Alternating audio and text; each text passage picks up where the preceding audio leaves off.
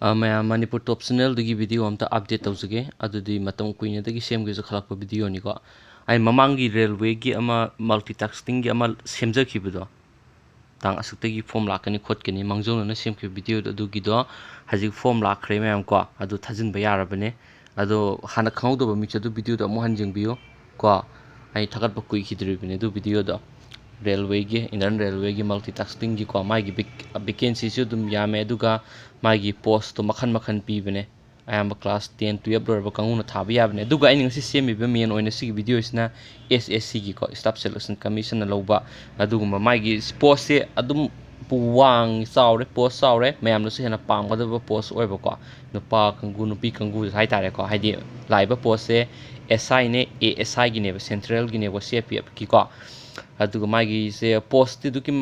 पीरे मखन मखन हाइदि BSF चटकेसु यारे Delhi police चंगेसु यारे को अदुग मागी स्टेल इन डिटेल सिगी एप्लीकेशन सिदा लोइनि यारे सिगी एप्लीकेशन से मागी डायरेक्ट लिंक दो आई वीडियो की डिस्क्रिप्शन हापंगे खंगदब यारोग मिजु कमेंट बॉक्स तबिरो अदुग मरु ओइना असिगी मागी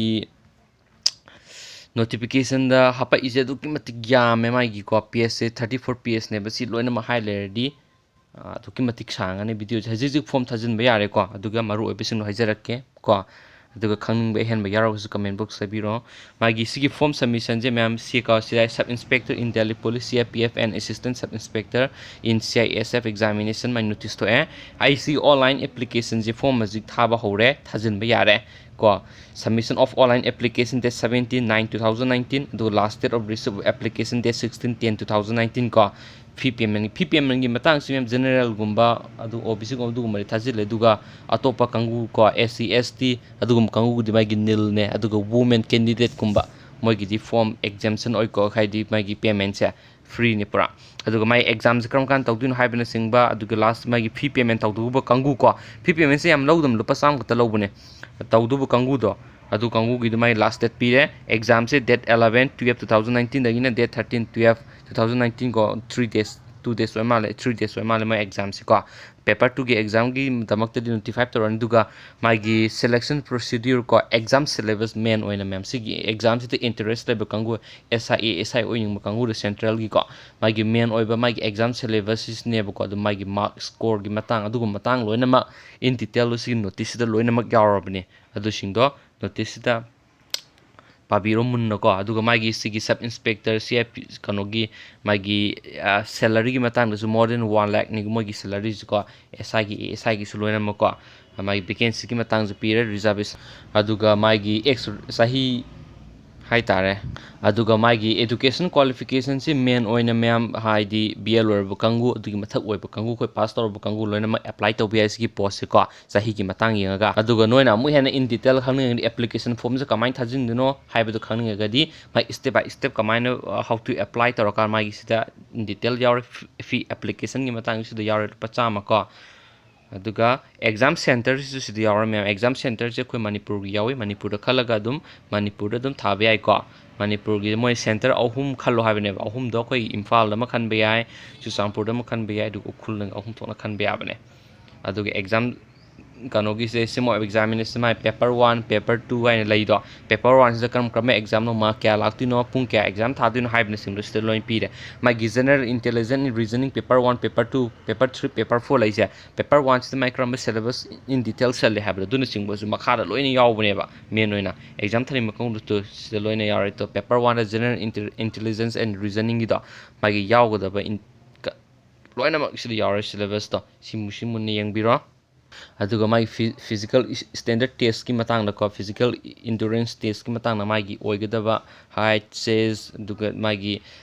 रेस की मतंग को अदु सिदला इन डिटेल यार यंगबिरो सिसिंगसो अदुगा सही की मतंग जफेट पालंगे सही सी सही कुंदगिना कुनमंगा फुक मनुंग लेबा मियोय खुदिमंग लोइना हजन बे अदुगा सही सिगी मथक्ता लाइरगसु एससी एसटी गुम्बा ओबीसी गुम्बा माई एक्स्ट्रा रिलैक्सेशन अप्लाई तौनिंगबा कंगु ओरगसु अप्लाई तौरक दुम सिगी एग्जाम से थाबे मखादा स्लो इन डिटेल यावरे अदुगा सिगी आई सौराकबा सि हाइ लुसिलगे अदुगाना एग्जाम फॉर्म से कमाइन माई ऑफिशियल वेबसाइट थगने हाबदो अदुगी मतंग लजिक समके को हेपेजिंग मिनस हा मदा खोइन माई एसएससी की माई वेबसाइट संगसी को ssc.nic.in दा संगबिरसे ब्राउजर अमदा ओपन तौबिरगा हिसंग मागी आई मेन ओइना ꯁꯤꯒꯤ 3 ꯗꯣꯠꯁꯤꯗ ꯅꯝꯃꯀꯥꯟꯗ ꯁꯨꯝ ꯌꯦꯡꯕ ꯅꯨꯡꯉꯥꯏꯅꯕ ꯆꯥꯎꯍꯜꯂꯛꯀꯦꯕꯀꯣ ꯗꯦꯛꯁꯇꯣꯞ ꯁꯥꯏꯠꯇ ꯆꯪꯉꯁꯤ ꯗꯦꯛꯁꯇꯣꯞ ꯁꯥꯏꯠ ꯆꯪꯂꯨꯔꯀꯥꯟꯗ ꯑꯗꯨꯒ ꯑꯍꯥꯟꯕꯗ ꯃꯥꯒꯤ ꯅꯣꯇꯤꯐꯤꯀꯦꯁꯟꯁꯦ ꯄꯥꯅꯤꯡꯉꯒꯁꯨ ꯅꯣꯇꯤꯐꯤꯀꯦꯁꯟꯁꯦ ꯊꯣꯛꯂꯛꯄꯁꯤꯗ ꯑꯗꯨꯝ ꯁꯤꯗ ꯌꯥꯎꯔꯦ ꯀꯣ ꯅꯣꯇꯤꯁ ꯑꯦꯛꯖꯥꯃꯤꯅꯦꯁꯟ ꯗꯦꯠ 17ꯗ ꯊꯣꯛꯏꯁꯦ sub inspector in Delhi police CIPF and ASI CIPF ꯁꯤꯗ ꯅꯝꯕ ꯃꯇꯝꯗꯀꯣ ꯁꯤꯁꯤꯗ ꯅꯝꯕ ꯃꯇꯝꯗꯀꯣ ꯑꯗꯣ ꯃꯥꯏ ꯗꯥꯎꯟꯂꯣꯗ ꯑꯗꯨꯝ ꯇꯧꯔꯛꯀꯅꯦꯕ ꯑꯗꯨ ꯗꯥꯎꯟꯂꯣꯗ ꯇꯧꯔꯀꯥꯟꯗ ꯏꯟ ꯗꯤꯇꯦꯜ ꯉꯁꯥꯏ ꯏꯟꯒꯤ ꯅꯣꯇꯤꯐꯤꯀꯦꯁꯟ ꯑꯗꯨ ꯁꯤꯗ ꯑꯗꯨꯝ ꯌꯦꯡꯕ ꯌꯥꯔꯦꯀꯣ ꯋꯦꯕꯁꯥꯏꯠ ꯑꯗꯨꯒ ꯑꯩꯈꯣꯏꯅ ꯑꯦꯄ꯭ꯂꯥꯏ ꯇꯧꯅꯤꯡꯉꯤꯁꯤ ꯀꯔꯝꯕꯅꯣ ꯍꯥꯏꯅꯤꯡꯉꯒꯗꯤ ꯁꯤꯒꯤ ꯃꯊꯛꯀꯤ ꯑꯦꯄ꯭ꯂꯥꯏꯁꯤꯗ ꯑꯗꯨꯝ ꯅꯝꯃꯒꯁꯨ ꯌꯥꯔꯦ ꯑꯦꯄ꯭ꯂꯥꯏꯁꯤꯗ ꯀ꯭ꯂꯤꯛ ꯇꯧꯔꯀꯥꯟꯗ ꯃꯥꯒꯤ ꯀꯔꯝꯕꯒꯤ ꯄꯣꯁꯅ ꯑꯩꯈꯣꯏ ꯉꯁꯥꯏ ꯇꯧꯅꯤꯡꯉꯤꯕ CIPFꯀꯤ ꯅꯠꯇ꯭ꯔꯒ CIPFꯁꯤꯗ ꯑꯩꯈꯣꯏ ꯀ꯭ꯂꯤꯛ ꯇꯧꯕꯤꯔꯅꯤ ꯁꯤꯒꯤꯁꯤꯗꯀꯣ ꯀ꯭ꯂꯤꯛ ꯇꯧꯔꯀꯥꯟꯗ ꯃꯥꯏ ꯑꯦꯄ꯭ꯂꯥꯏ ꯇꯧꯕ ꯑꯣꯞꯁꯟ ꯑꯃ ꯊꯣꯛꯂꯛꯀꯅꯦꯕ sub inspector in Delhi police ꯑꯦꯄ꯭ꯂꯥꯏꯁꯤꯗ click ꯇꯧꯕꯤꯔꯅꯤ ꯁꯤ ꯂꯣꯏꯔ ꯃꯇꯨꯡꯗ ꯑꯣꯀꯦ ꯇꯧꯔꯅꯤ ꯂꯣꯏꯔꯒ ꯃꯥꯏ ꯏꯟ ꯐꯥꯔꯁꯇ ꯃꯥ ꯍꯥꯏꯁꯦ ꯁꯤꯒꯤꯁꯤꯗ ꯑꯩꯈꯣꯏꯅ ꯔꯦꯖꯤꯁꯇ꯭ꯔꯦꯁꯟ ꯇꯧꯕ ꯑꯃ ꯗꯔꯀꯥꯔ ꯇꯥꯏ ꯀꯣ ꯔꯦꯖꯤꯁꯇ꯭ꯔꯦꯁꯟ ꯇꯧ ꯂꯣꯏꯔ ꯃꯇꯨꯡꯗ ꯃꯣꯏ ꯔꯦꯖꯤꯁꯇ꯭ꯔꯦꯁꯟ ꯅꯝꯕꯔꯒ ꯄꯥꯁꯋꯥꯔꯗꯀ ꯄꯤꯔꯛꯑꯀꯥꯟꯗ ꯂꯣꯒꯏꯟ ꯇꯧꯔꯀꯥꯟꯗ ꯑꯦꯄ꯭ꯂꯥꯏ ꯇꯧꯗꯣꯏꯅꯦꯕ ꯍꯥꯟꯅ ꯔꯦꯖꯤꯁꯇ꯭ꯔꯦꯁꯟꯁꯦ ꯀꯃꯥꯏꯅ ꯇꯧꯅꯤ ꯌꯥꯝꯅ ꯂꯥꯏꯕ ꯄꯣꯠꯅꯦ ꯃꯦꯝ ꯑꯩꯈꯣꯏꯒꯤ ꯃꯤꯡ ꯂꯩꯐꯝ ꯕꯕꯥꯒꯤ ꯃꯤꯡ ꯃꯃꯥꯒꯤ ꯃꯤꯡ ꯑꯩꯈꯣꯏꯒꯤ ꯀ꯭ꯂꯥꯁ 10 ꯁꯥꯔꯇꯤꯐꯤꯀꯦꯠ ꯑꯗꯨꯒꯨꯝꯕ ꯈꯛꯇꯅꯤ ꯐꯣꯇꯣꯒ ꯁꯤꯒꯅꯦꯆꯔ ꯑꯗꯨ ꯊꯥꯒꯠꯂ ꯂꯣꯏꯔꯦ ꯁꯤꯗ ꯃꯔꯨ ꯑꯣꯏꯕ ꯀꯩꯁꯨꯝ ꯌꯥꯎꯗꯦ ꯁꯤꯗ ꯔꯦꯖꯤꯁꯇꯔ ꯅꯥꯎꯁꯤꯗ ꯀ꯭ꯂꯤꯛ ꯇꯧꯔꯅꯤ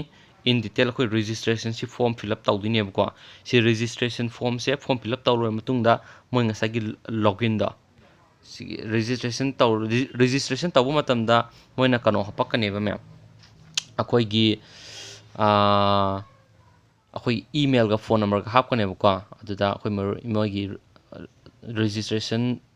ꯅꯝꯕꯔꯅꯦ ꯄꯥꯁꯋꯥꯔꯗꯅꯦ ꯑꯩꯈꯣꯏꯒꯤ ꯐꯣꯟ ꯅꯝꯕꯔꯗ ꯊꯥꯔꯛꯑꯅꯤ ꯅꯠꯇ꯭ꯔꯒ ꯏꯃꯦꯜꯗ ꯑꯗꯨꯁꯤꯡꯗꯣ ꯑꯩꯈꯣꯏꯅ ꯁꯤꯒꯤ ꯐꯤꯜ ꯑꯞ ꯇꯧꯔꯕ ꯃꯇꯨꯡꯗ ꯁꯤꯒꯤ ꯂꯣꯒꯏꯟ ꯇꯧꯔꯅꯤ ꯂꯣꯒꯏꯟ ꯇꯧꯔꯀꯥꯟꯗ ꯑꯩꯈꯣꯏꯅ ꯄꯣꯁꯇꯣ ꯑꯦꯄ꯭ꯂꯥꯏ ꯇꯧꯗꯣꯏꯅꯦꯕ ꯑꯩꯈꯣꯏ ꯑꯦꯛꯖꯥꯝ ꯁꯦꯟꯇꯔꯅꯆꯤꯡꯕ ꯈꯟꯗꯣꯏꯅꯦꯕꯀꯣ ꯃꯔꯨꯑꯣꯏꯅ ꯏꯟ ꯗꯤꯇꯦꯜ ꯁꯤꯒꯨꯝꯕꯁꯦ ꯊꯥꯖꯤꯟꯕꯒꯤ ꯃꯑꯣꯡꯁꯦ ꯈꯪꯅꯤꯡꯉꯒꯗꯤ ꯀꯃꯦꯟ ꯕꯣꯛꯁꯇ ꯍꯥꯏꯕꯤꯔꯛꯑꯣ ꯍꯥꯟꯅ ꯈꯪꯕ ꯃꯤ ꯂꯩꯔꯒꯗꯤ ꯑꯗꯨꯝ ꯐꯣꯝꯗ ꯊꯥꯖꯤꯟꯕꯤꯔꯣ ꯁꯤ ꯍꯥꯏꯔꯒ ꯚꯤꯗꯤꯑꯣ ꯁ꯭ꯋꯥꯏꯗ ꯂꯣꯏꯁꯤꯟꯖꯔꯒꯦ ꯊꯦꯡꯛ ꯌꯨ